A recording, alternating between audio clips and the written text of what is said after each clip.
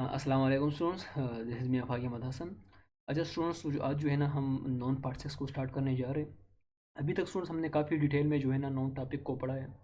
अगर मैं समराइज़ करूँ कुछ ही वर्ड्स में, तो अभी तक जो है ना हमने नोन्स एंड नंबर्स हमने पढ़े। फिर उसके बाद जो है ना काफ़ी डिटेल में काउंटेबल और अनकाउंटेबल नोन हमने ए टू जेड सारा कुछ पढ़ा उसके बारे में। फिर उसके बाद काउंटेबल अनकाउंटेबल के बाद जो है ना हमने पॉजेसिव ऑफ नोन वो कंप्लीट डिटेल में हमने पढ़ा कि पॉजेसिव बन किस तरह बनता है। जितने भी रूल्स थे वो हमने ऑलमोस्ट सारे कवर किए। तो स्टूडेंट, आज का जो टॉपिक है वो इसमें ना हम non cases, direct indirect object और ट्रांजिटिव इनट्रांजिटिव इन हवाले से जो ना हम थोड़ा बहुत डिस्कशन करेंगे। हाँ, transitive intransitive verb is in fact the part of verb topic, लेकिन हम ना यहाँ पे सिर्फ इसको एक टच देंगे कि हमें डायरेक्ट इनडायरेक्ट ऑब्जेक्ट समझ आ जाए। And direct and indirect object is important for non cases. ठीक है, इसका कॉन्सेप्ट इंपॉर्टेंट है नॉन केसेस के लिए। तो students, without without consuming much of your time, हम स्टार्ट लेते हैं फर्स्ट रूल से। इसी लेक्चर के अंदर अंदर हमारा क्विज भी जो है ना वो भी कवर हो जाएगा। तो मैंने जो एमसीक्यूज़ ग्रुप में कंडक्ट किए थे, जो एमसीक्यूज़ जो मैंने आप लोगों से लिए थे, उसी हवाले से जो है मैंने लेक्चर भी प्रिपेयर किया है। तो स्टूडेंट्स, सबसे पहले नॉन के हवाले से हमने काफ़ी सारे ऐसे रूल्स पढ़े हैं, यू नो बेटर के हमने बहुत सारे रूल्स पढ़े हैं। लाइक ना कभी कभार कुछ नॉन्स होते हैं फॉर्म में तो प्लूरल लगते हैं, लेकिन इनफैक्ट वो सिंगुलर होते हैं। इसके अलावा हमने मतलब बहुत ही डिटेल में जो है ना हमने मुख्तलिफ केसेस पढ़े हैं। इंशाल्लाह ग्रैंड क्विज में वो सब कुछ आपको रिवाइज कर दूंगा, लेकिन अभी तक अगर आप लोगों को हमने वो प्रीवियस लेक्चर्स नहीं लिए हैं तो आई सजेस्ट के go back and watch those lectures first. ठीक है, तो इसके बाद जो है ना आप इस लेक्चर पे आ जाएं। अच्छा, तो ये एक एडिशनल केस जो है ना आप नॉन टॉपिक के साथ ऐड कर सकते हो कि जितने भी कुछ ऐसे नॉन्स होते हैं ना स्टूडेंट्स, कुछ नॉन्स ऐसे होते हैं जो कि वो सिंगुलर फॉर्म में भी इसी तरह होते हैं और वो प्लूरल फॉर्म में भी इस तरह होते हैं। स्टूडेंट्स, अगर मैं कहूँ डियर्स की, अगर मैं बात करूँ डियर, जिस तरह आपने हेरन का नाम सुना होगा, डियर। तो अगर मैं डियर की बात करूँ तो ये जो डियर है ना, ये सिंगुलर भी है और ये प्लूरल भी है। लाइक कहने का मतलब ये है कि मैं अगर एक की बात करूँ तो वो भी होगा, इस तरह होगा वन डियर, वो भी इस तरह होगा। और अगर मैं एक से ज़्यादा डियर की बात करूँ, एक से ज़्यादा हिरन की बात करूँ, तो वो भी इसी तरह होगा, two dear, three dear, four dear. तो मतलब ये है कि सिंगुलर या प्लूरल बनाने से इस पे कोई फ़र्क नहीं पड़ता। इसका जो फॉर्म होता है वो हमेशा यही रहता है। अगर एक डियर हो तो फिर भी वन डियर होगा, और अगर 10 डियर हो तो फिर भी 10 डियर होगा। 10 डियर्स नहीं कह सकते, ठीक है ना, क्योंकि ना ये सिंगुलर और प्लूरल फॉर्म में हमेशा सेम रहती है। ठीक है, तो ये जो जस्ट मैंने आपको डियर का एग्जांपल दे दिया, हेरन का एग्जांपल दिया। इसके अलावा स्वाइन है, मीन्स है। मीन्स जो कि बहुत ही एक इंपॉर्टेंट वर्ड है, and it has been repeated number of times, काफ़ी दफ़ा जो है ना ये रिपीट भी हुआ है ये वर्ड। इसके अलावा वर्क्स है, इनिंग्स है, शीप है, हेडक्वार्टर्स है।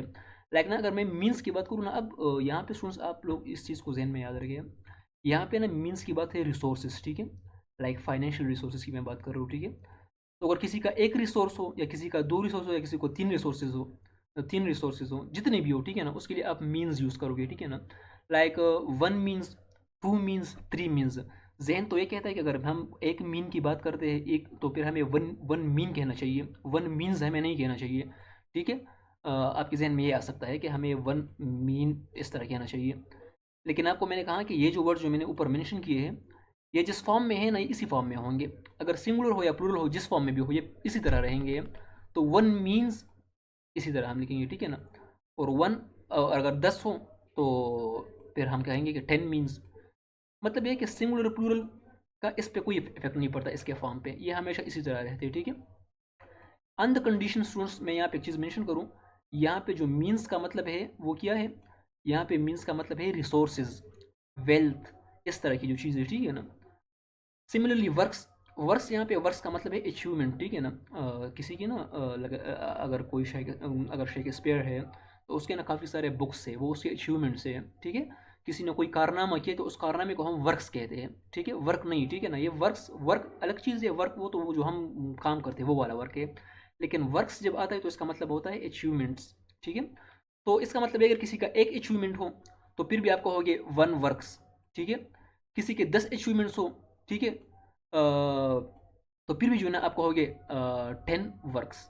ठीक है स्टूडेंट्स, तो इन शॉर्ट अगर इस स्लाइड को मैं समराइज़ करूँ तो ये जो वर्ड्स मैंने इस स्लाइड पे मेंशन किए हैं, जितने भी वर्ड्स है, ये सिंगुलर फॉर्म में भी इसी तरह होंगे और प्लूरल फॉर्म में भी इस तरह होंगे। ठीक है स्टूडेंट्स, हाँ, तो उम्मीद है कोई चीज़ समझ आई होगी। अगर मैं आप एमसीक्यूज़ की बात करूँ, जो कि आप लोगों को मैंने क्विज में दिया भी था, मैंने कहा है कि identify the incorrect word in a statement. आप लोग स्टेटमेंट के अंदर जो है ना इनकरेक्ट वर्ड को आइडेंटिफाई करें। मैंने लिखा है Hera and Sana visited a park, Hena and Sana Hera and Sana visited a park where they saw 4 dears. अब देखिए यहाँ पे मैंने लिखा है 4 डियर्स, तो मैंने आपको कहा कि अगर 4 हो या 1 हो या जितनी भी हो तो डियर रहेगा, डियर्स नहीं यूज़ करेंगे, ठीक है ना स्टूडेंट्स। तो यहाँ पे डियर्स कहना गलत है, यहाँ पे आप 4 डियर लिखोगे। अब कुछ स्टूडेंट्स कहेंगे कि हमें किस तरह पता चलेगा कि यार ये तो, अब हम ये कौन से ऐसे वर्ड जो कि इस तरह। देखिए स्टूडेंट्स, आपने ना हर चीज़ को रट्टा नहीं करना। कुछ अल्फाज होते हैं जो कि बहुत ही कॉमन होते हैं, तो आप सिर्फ उनको मेमोराइज करें एंड दे आर इनफ, ठीक है ना। ईटा वाले भी इतने पागल नहीं कि आप लोगों को बहुत ही जो है ना इररिलेवेंट चीज़ें दे दें, इस तरह कभी वो नहीं कर सकते, ठीक है। तो आप हमेशा जो है ना आप ख़ुद को कन्फाइन रखें, मोस्ट रिपीटेड वर्ड्स जो होते हैं उनको आप लोग याद किया करें, ठीक है। बाकी वर्ड्स छोड़ दें, जो मैंने बस यहाँ पे स्लाइड्स पे लिखे हैं आप इनको याद करें। और आपके जहन में ये होना चाहिए कि अगर एक हेड क्वार्टर हो या 10 हेड क्वार्टर हो तो हमने हेड क्वार्टर्स ही यूज़ करना है। 1 head quarters, 10 head quarters, 20 head quarters, इस तरह नहीं कहोगे कि 1 हेड क्वार्टर, ये गलत है, ठीक है ना स्टूडेंट्स।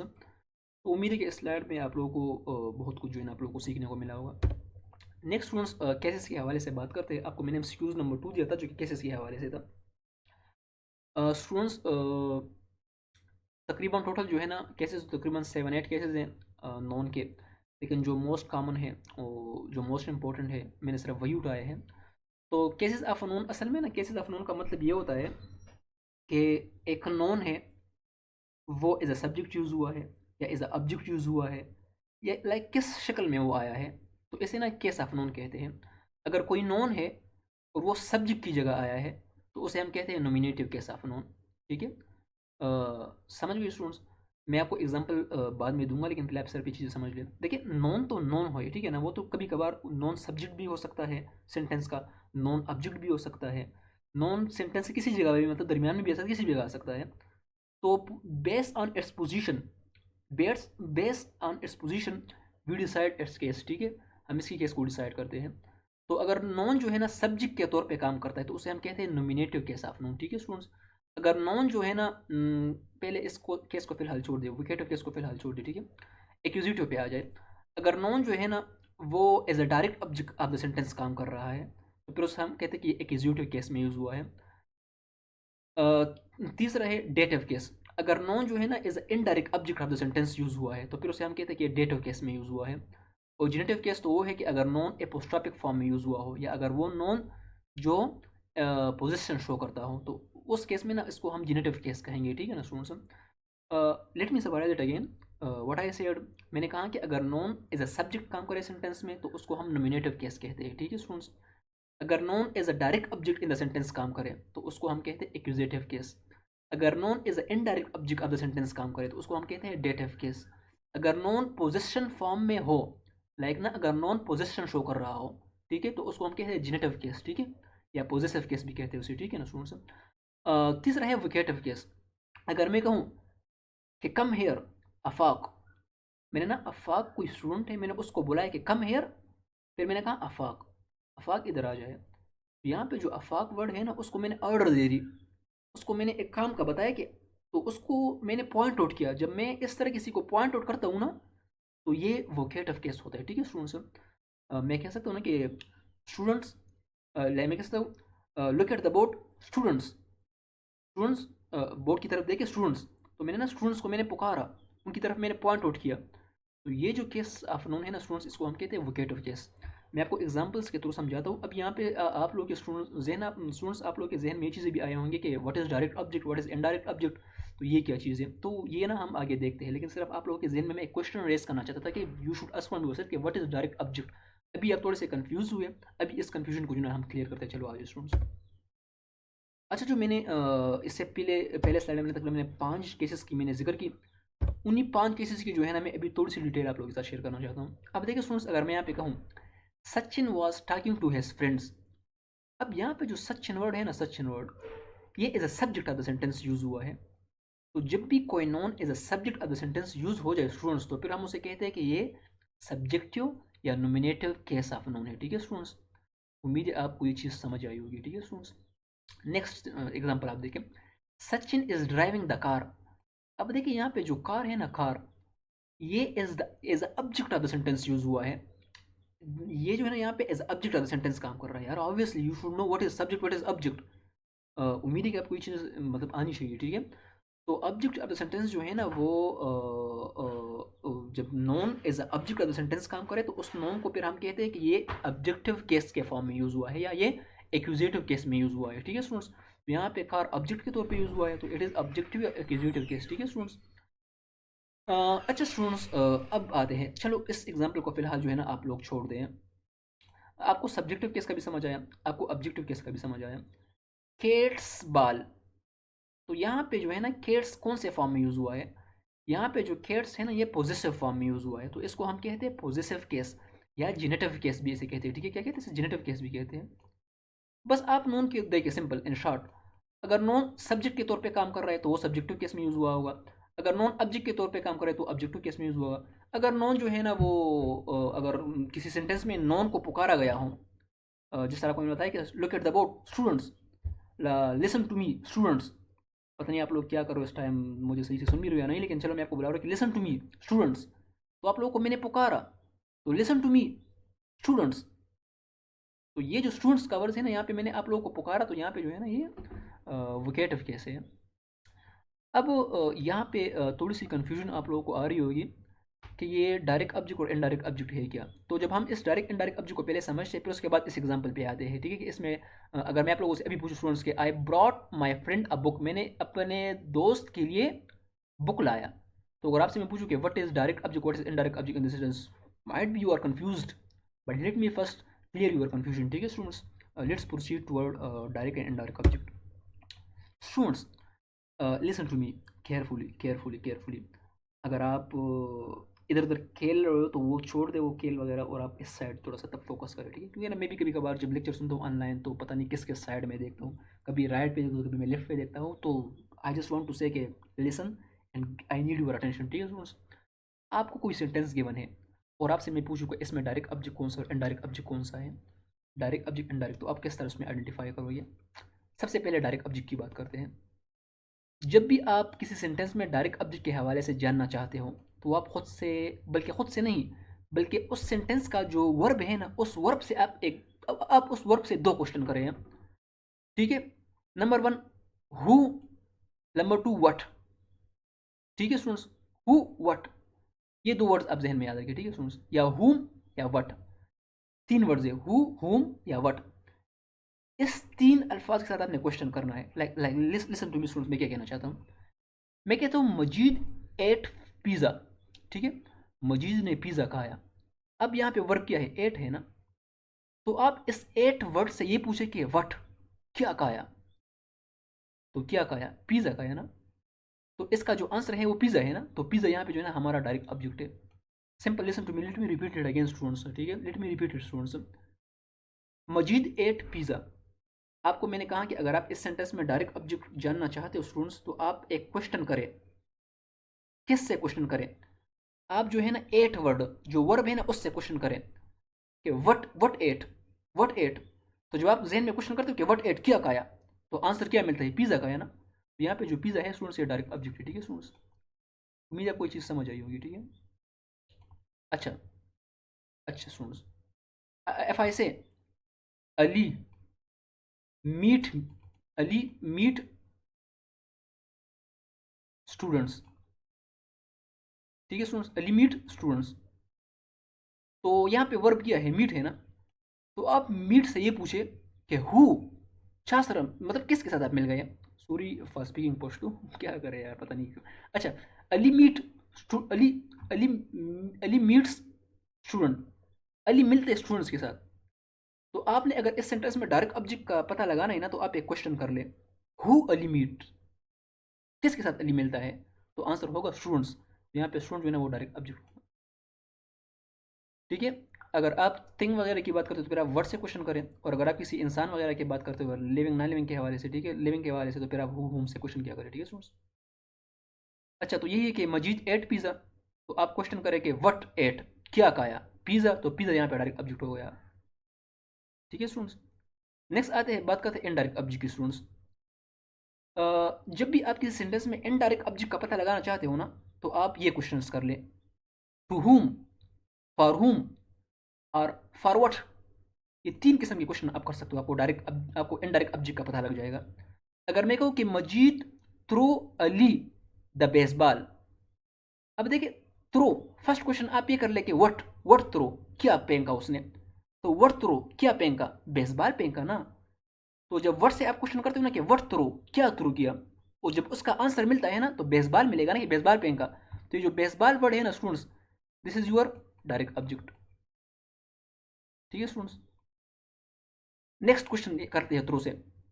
टू हुम, किसकी तरफ फेंका, टू हुम। स्टूडेंट्स मैं सिंपल क्वेश्चन करता हूँ, टू हुम किसकी तरफ फेंका, टू हुम मजीद थ्रो, किसकी तरफ मजीद ने फेंका, अली। तो टू हुम का आंसर कौन आया, अली आया। तो अली यहाँ पे जो है इनडायरेक्ट ऑब्जेक्ट है। आई थिंक मैंने बहुत ही सिंपल वर्ड में चीज़ एक्सप्लेन की। आपको मैं और भी एग्जांपल दूंगा इंशाल्लाह। ठीक है, तो let me summarize this slide again students. whenever you want to know direct object of the sentence, then ask the verb of the sentence, the question with what, who, whom। इन 3 अल्फाज के साथ आप verb से question करें। ठीक है students, तो आपको जो आंसर मिलेगा ना वो आपका डायरेक्ट ऑब्जेक्ट होगा। ठीक है, second, what is indirect object. Sentence के वर्ब से आप 3 किस्म के क्वेश्चंस कर सकते हो, टू हुम, फॉर हुम, फॉर व्हाट। तो इन 3 क्वेश्चन से अगर आप क्वेश्चन करें ना वर्ब से, तो इसका जो आंसर आएगा ना वो आपका इनडायरेक्ट ऑब्जेक्ट होगा। अब मैं यहाँ पे मजीद थ्रो अली दबा द बेसबॉल, मजीद ने बेसबॉल फेंका अली की तरफ। तो थ्रो से आप ये क्वेश्चन करोगे, टू हुम किसकी तरफ फेंका।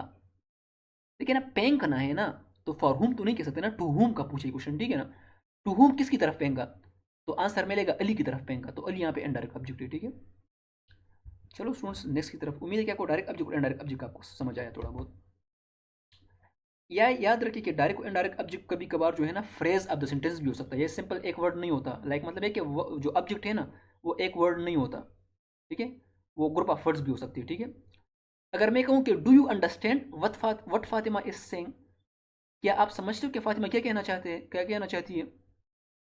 तो अब मेरे जहन में सपोज मुझे मुझे किसी ने सपोज ये सेंटेंस दे दी। ठीक है, सपोज मुझे सेंटेंस गिवन है यहाँ पे। ठीक है स्टूडेंट्स, और मुझे पता नहीं कि इसमें डायरेक्ट ऑब्जेक्ट इनडायरेक्ट ऑब्जेक्ट कौन सा है। सो आई वांट टू नो कि what is the direct object of this sentence. तो जब भी आप डायरेक्ट ऑब्जेक्ट के बारे में जानना चाहते हो तो आप वर्ब से, वर्ब यहाँ पे अंडरस्टैंड है ना, आप वर्ब से क्वेश्चन पूछ ले कि what, do you understand, what understand क्या समझता हूँ, व्हाट फातिमा इज सेइंग। तो यहाँ पे जो व्हाट फातिमा इज सेइंग यही आंसर आएगा ना। Do you understand, what I understand क्या समझता हूँ, व्हाट से मैंने क्वेश्चन की, तो आंसर मिलेगा क्या, what Fatima is saying, Fatima जो कहना चाहती है। ये जो है ना ओवरऑल आपका डायरेक्ट ऑब्जेक्ट है। ठीक है स्टूडेंट्स, कंपाउंड डायरेक्ट ऑब्जेक्ट। ठीक है स्टूडेंट्स, अच्छा, तो यहाँ तक तो जो कुछ मैंने कहा, चलो अब पीछे जाते हैं। ठीक है स्टूडेंट्स, अब इस पे आते हैं। ठीक है, तो मैंने कहा था कि नोमिनेटिव केस वो केस होता है जिसमें noun as a subject use हो जाए। वोकेटिव केस वो होता है जिसमें हम किसी जब नॉन की तरफ पुकार हो, नॉन को किसी ने बुलाया हो, नॉन को किसी ने कुछ ऑर्डर किया हो। ठीक है, एक्यूजेटिव केस जो है ना वो केस होता है जब noun as a direct object काम करे सेंटेंस में।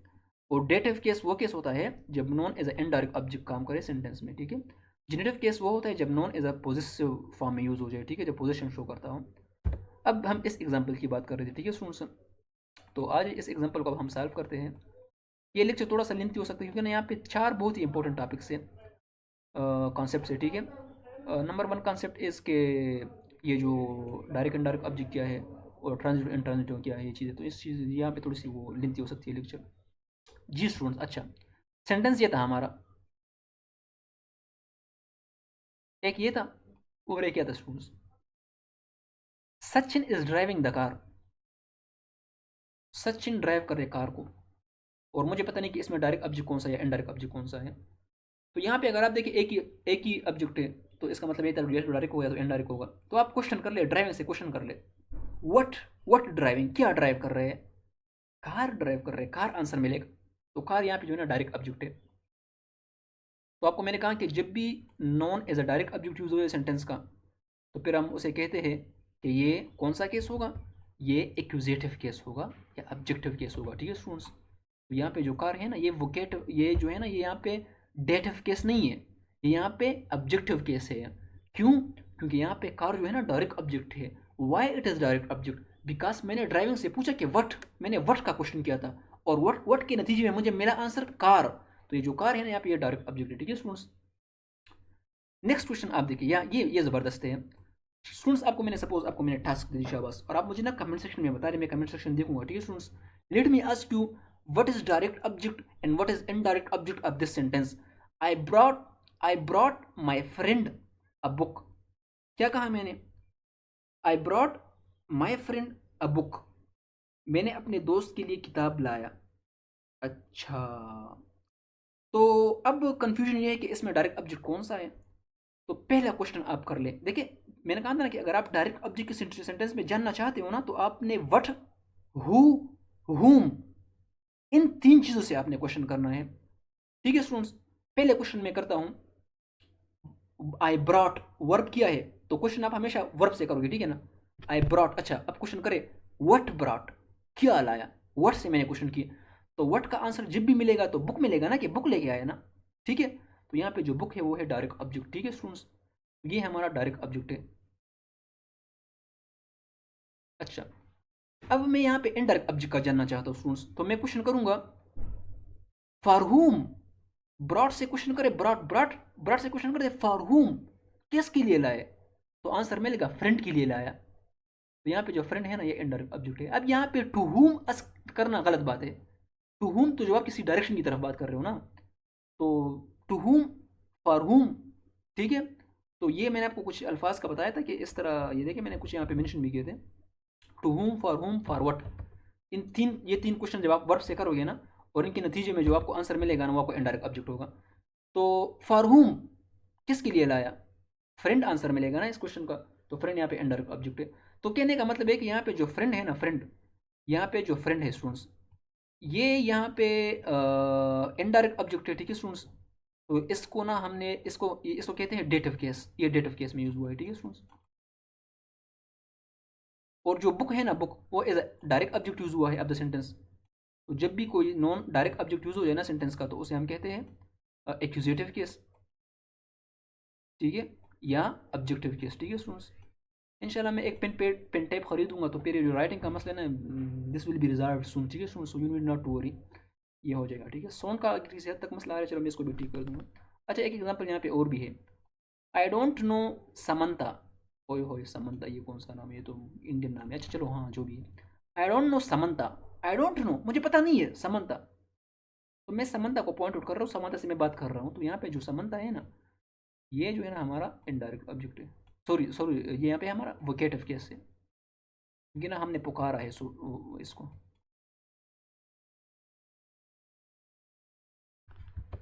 अच्छा स्टूडेंट्स, तो यहाँ तक हमें ना, लेट मी समराइज, हमने स्टार्ट में ये पढ़ा कि कुछ नॉन्स होते हैं जो कि वो सिंगुलर और प्लूरल दोनों फॉर्म में सेम रहते हैं। फिर हमने कुछ केसेस का पढ़ा, फिर उसके बाद मैंने डायरेक्ट ऑब्जेक्ट और इनडायरेक्ट ऑब्जेक्ट के बारे में बहुत कुछ समझाया। नेक्स्ट जो है ना, ट्रांजिटिव इंट्रांजिटिव वर्ब के हवाले से बात करते हैं। ये बहुत ही सिंपल है। ठीक है स्टूडेंट्स, स्टूडेंट्स जब भी वर्ब को ऑब्जेक्ट की ज़रूरत हो, क्या, जब भी वर्ब को ऑब्जेक्ट की ज़रूरत हो, लाइक कहने का मतलब ये है कि अगर मैं कोई वर्ब यूज़ करूँ और उसके साथ मैं ऑब्जेक्ट यूज़ ना करूँ, और वो वर्ब सही मीनिंग मुझे ना दे, मुझे समझाने की कोशिश ना करे वो वर्ब, तो वो वर्ब जो है ना वो ट्रांजिटिव होगा। समझ गए? कहने का मतलब ये कि वो वर्ब्स जिनके साथ ऑब्जेक्ट हमेशा यूज़ होता है, जिनके साथ आप ऑब्जेक्ट यूज़ करोगे तो तब वो समझ लेगा, तो ऐसे वर्ब्स को जो है ना हम ट्रांजिटिव वर्ब कहते हैं। बस समझने की बात है, इसमें से कोई इतनी रॉकेट साइंस नहीं है। ठीक है स्टूडेंट्स, ठीक है स्टूडेंट्स। अच्छा, इंट्रांजिटिव कौन से हैं? वो वर्ब्स जिनके लिए ऑब्जेक्ट की ज़रूरत ना हो। क्या, द डायरेक्टर बॉयज बॉयज। अच्छा, अगर मैं इस हेज लंच को यहाँ से हटा दूँ, और अगर मैं कहूँ कि डायरेक्टर बॉयज, तो आप मुझे कहोगे कि यार सर आप क्या कह रहे हैं, क्या क्या खरीदा, तो मतलब है कि इनकम्प्लीट सेंस दे रहे हैं ना, द डायरेक्टर बायज। तो यहाँ पे जो बायज है ना, ये यहाँ पे ट्रांजिटिव वर्ब है, क्योंकि ना यहाँ पे ये सही मीनिंग नहीं दे रहा, इसके साथ ऑब्जेक्ट यूज करोगे तभी ये सही मीनिंग देगा बस। तो वो वर्ब जिनके साथ ऑब्जेक्ट यूज करना कंपलसरी होता है, इसे हम ट्रांजिटिव वर्ब कहते हैं। इनट्रांजिटिव वर्ब वो वर्ब होते हैं जिनके साथ हम ऑब्जेक्ट यूज ना भी करें तो वो मीनिंग देते हैं। अगर मैं कहूँ कि द स्टूडेंट्स रीड क्विकली, अब देखिए यहाँ पे क्विकली जो है ना, क्विकली ये तो ऑब्जेक्ट नहीं है ना, कौन कहता है कि ये ऑब्जेक्ट है, यार ये तो ऑब्जेक्ट नहीं है, ये तो क्या है, ये तो एडवर्ब है। मतलब इस सेंटेंस में हमने यूज़ ही नहीं की भाई, इसमें इस सेंटेंस में हमने यूज़ ही नहीं की ऑब्जेक्ट। तो जो रीड है ना, रीड, इसके लिए ऑब्जेक्ट की ज़रूरत नहीं है, ये सही मीनिंग दे रहा है। तो जब भी इस तरह के वर्ब्स जिनको ऑब्जेक्ट की ज़रूरत ना हो, तो उन वर्ड्स को जो है ना, उन वर्ब्स को हम कहते हैं intransitive. The students read in the garden. अब स्टूडेंट्स, कुछ स्टूडेंट्स सोचेंगे कि यार ये तो ऑब्जेक्ट है। खुदा का खौफ करे, ये ऑब्जेक्ट नहीं है, ये फ्रेज है, फ्रेज। जब भी इस तरह के दो तीन वर्ड्स आपको नजर आए ना, और वो नॉन से स्टार्ट हुआ हो, सॉरी, वो प्रीपोजिशन से स्टार्ट हुआ हो, तो उसको हम कहते हैं फ्रेज, प्रीपोजिशनल फ्रेज कहते हैं, ठीक है स्टूडेंट्स। प्रीपोजिशनल फ्रेज ऑब्जेक्ट नहीं होता, ठीक है स्टूडेंट्स। तो ये ऑब्जेक्ट नहीं है। इसका मतलब ये कि the students read in the garden. Students garden में रीड कर रहे, तो यहाँ पे हमने फ्रेज यूज किया, यहाँ पे हमने ऑब्जेक्ट सेंटेंस में यूज नहीं किया, और हमें मीनिंग भी सही मिल रही है सेंटेंस का। तो इसका मतलब है कि जो रीड वर्ड है ना, without using object with this verb, we are getting complete sense. So this read verb is called intransitive verb. So let's proceed. अच्छा, कुछ example students. Direct versus indirect. अच्छा, डायरेक्ट वर्सेस इनडायरेक्ट वही है, ठीक है। आपको मैंने एग्जांपल दी, ये आप लोग खुद सॉल्व करें, शाबाश, मुझे कमेंट सेक्शन में आप लोग बता दें। है कि he gifted Ali a book on his birthday. अब यहाँ पे मैंने डायरेक्ट ऑब्जेक्ट और इनडायरेक्ट को मैंने स्पेसिफाई करना है, वो मैंने निकालना है। तो स्टूडेंट्स, अगर मैंने इस सेंटेंस में डायरेक्ट ऑब्जेक्ट को ढूंढना है, तो किस तरह मैं क्वेश्चन करूंगा। वर्ब क्या है यहाँ पे, गिफ्ट है ना, तो गिफ्ट से क्वेश्चन करे कि व्हाट, क्या खरीदा, क्या क्या गिफ्ट दिया, क्या गिफ्ट दिया, तो आंसर मिलेगा बुक, बुक गिफ्ट दिया। तो ये जो बुक है ना, यहाँ पे डायरेक्ट ऑब्जेक्ट है, ठीक है स्टूडेंट्स। फिर ही गिफ्टेड अली अ बुक, किसको गिफ्ट दिया, क्वेश्चन करे किसको दिया, टू होम, किसको गिफ्ट किया, तो आंसर मिलेगा अली को गिफ्ट किया ना, तो अली यहाँ पे इनडायरेक्ट ऑब्जेक्ट है। बहुत ही स्ट्रेट फॉरवर्ड, मैंने आपको बहुत ही आसान अल्फाज में आपको समझाया। फिर भी अगर आपको कोई मसला हो तो फिर हाल मुझे व्हाट्सएप कर सकते हो। अच्छा चलो, तो यहाँ तक तो हमारा डायरेक्ट इनडायरेक्ट ट्रांसलेट चीज़ हमारे खत्म हुए सारे। नेक्स्ट है second last MCQs of the quiz है। थर्ड एमसीक्यूज है, आपको मैंने दिया था, I have bought dash for you and a pair of jeans for myself. Students से जितने भी होते हैं ना, अब देखिए यहाँ पे आई हैव बॉट, क्या इसमें goggle, a pair of goggle, a pair of goggles, तो इसमें ना करेक्ट ये है रीज़न।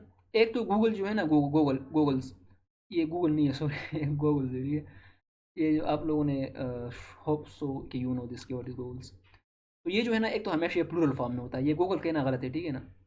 आपको मैंने कहा था कि वो नोन्स जो कि दो पार्ट्स पे मुश्तमिल हो है, लाइक सीजर, उसके ना दो हिस्से होते हैं, पेयर्स फॉर्म में हो। ग्लासेस, तो ग्लासेस भी जो है ना, उसके भी दो होते हैं ना, पेयर में होते हैं, एक दो, ठीक है ना। इस तरह जीन्स, उनकी भी मतलब सिमेट्रिकल टाइप दो होती है, ठीक है ना।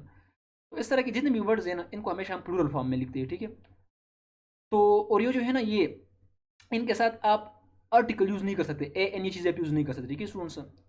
क्योंकि ना ये टाइप ऑफ अनकाउंटेबल और इस तरह वो सेंस में ये होते हैं, ठीक है ना।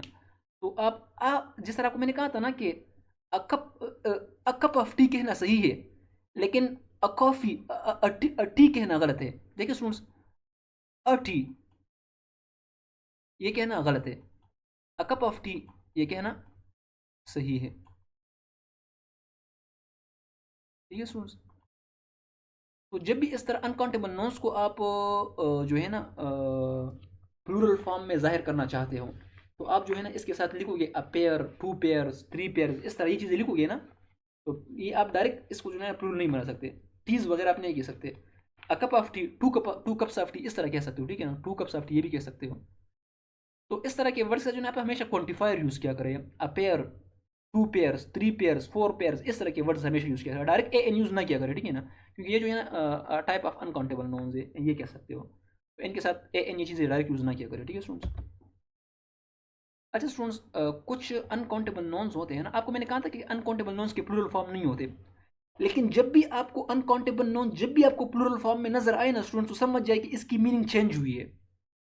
मैं कहता हूँ ना वुड, क्या, would, would is an uncountable known, ठीक है स्टूडेंट्स।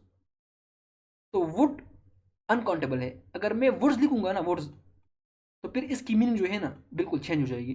फिर इसका मतलब होगा जंगल। जंगल को जानते हो, वैसे आप लोगों ने क्लासेस में पढ़ा होगा जंगल। अच्छा जंगल, इंग्लिश में भी जंगल कहते हैं, ठीक है। वुड, वुड क्या है, लकड़ी, या लकड़ी जो है, स्टार्ट में मैं से लड़की कहता था यार, जीव यार, हमने भी पता किस तरह बचपन गुजारी सरकारी स्कूलों में। अजीब दिन थे यार, टाट पे बैठे होते थे, इसको वुड को हम लड़की कहते थे यार। चले by the way, I know आप लोगों ने बहुत कुछ ये वर्ड इस तरह यूज़ किए होंगे।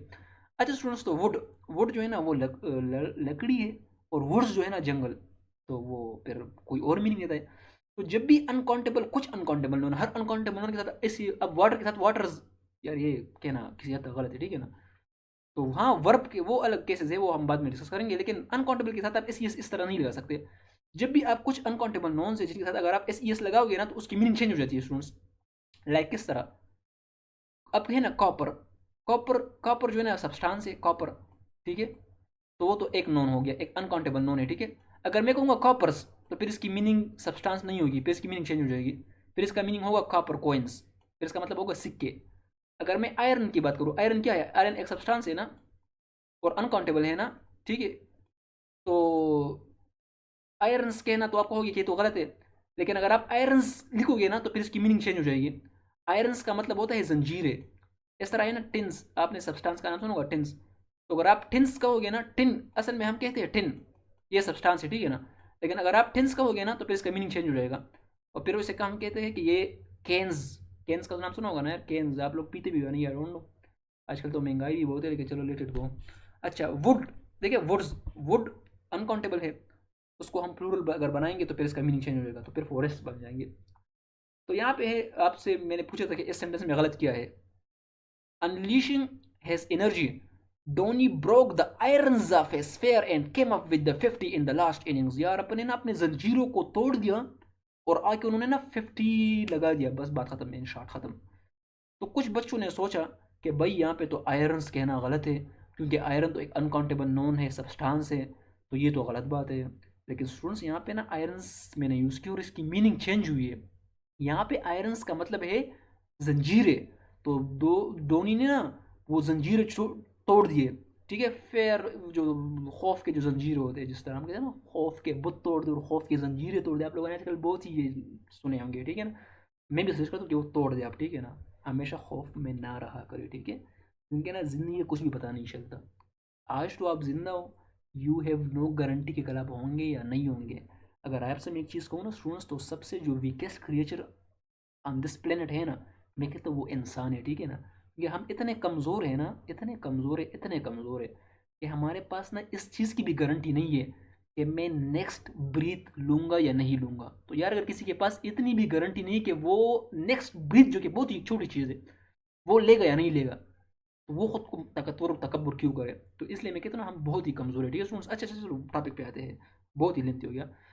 तो यहाँ पे जो आयरन्स है ना, यहाँ पे ये कहना सही है, गलत नहीं है, ठीक है। तो आपको मैंने कहा कि कुछ नॉन्स होते हैं जिसके साथ अगर आप वो हालांकि वो अनकाउंटेबल होते हैं, लेकिन अगर आप उसके साथ एस यूज़ करोगे ना, तो उनकी मीनिंग्स चेंज हो जाती है। तो यहाँ पे मैं जंजीरों की बात कर रहा हूँ, ठीक है ना। तो यहाँ पे ये कहना ठीक है, ठीक है स्टूडेंट्स। हाँ, ये कहना गलत है। अगर मैं कहूँ ना कि I love, I love irons, irons, I love irons substance, ठीक है ना। अब ये कहना गलत है, क्योंकि ना मैं वहाँ पे आयरन्स सब्सटेंस के लिए अगर यूज़ करोगे ना, आयरन जो सब्सटेंस जो लोहा होता है, अगर आप उसके लिए यूज़ करोगे ना, फिर आप आयरन्स नहीं कह सकते, ठीक है ना, फिर वो गलत है। लेकिन यहाँ पे मैं जीरो की बात करूँ तो देखिए, कुछ वर्ड्स याद करें, कॉपर्स याद करें, आयरन्स याद करें, टिन्स याद करें, वुड्स याद करें, कुछ वर्ड्स याद करें, सारे याद ना करें, बस ये काफ़ी है जो मैंने आपको लिखे यहाँ पे, ठीक है स्टूडेंट्स। आज के लिए काफ़ी इंशाल्लाह। I will meet you in next lecture इंशाल्लाह। नेक्स्ट लेक्चर मैं बहुत ही जल्द अपलोड करने जा रहा हूँ। ये लेक्चर काफ़ी इंपॉर्टेंट इसलिए था, काफ़ी लेंथी भी इसलिए हुआ, क्योंकि ना बहुत ही इंपॉर्टेंट टॉपिक्स हमने ना, बहुत ही इंपॉर्टेंट कंसेप्ट हमने ना इसमें कवर किए, ठीक है। क्योंकि बच्चों को बहुत मसला होता है, लेकिन अगर आप भी आपको मसला है, तो एक तो आप मुझे व्हाट्सएप पे पूछ सकते हो, सेकंड जो है ना आप मुझे कह दें, मैं दोबारा एक लेक्चर रिकॉर्ड कर दूंगा, ठीक है, इन चीज़ों पे। तो उम्मीद है कि आपको ये चीज़ें समझ आएंगे। टिल डेट अल्लाह हाफिज़ students, see you in the next lecture, ठीक है, अल्लाह हाफिज़।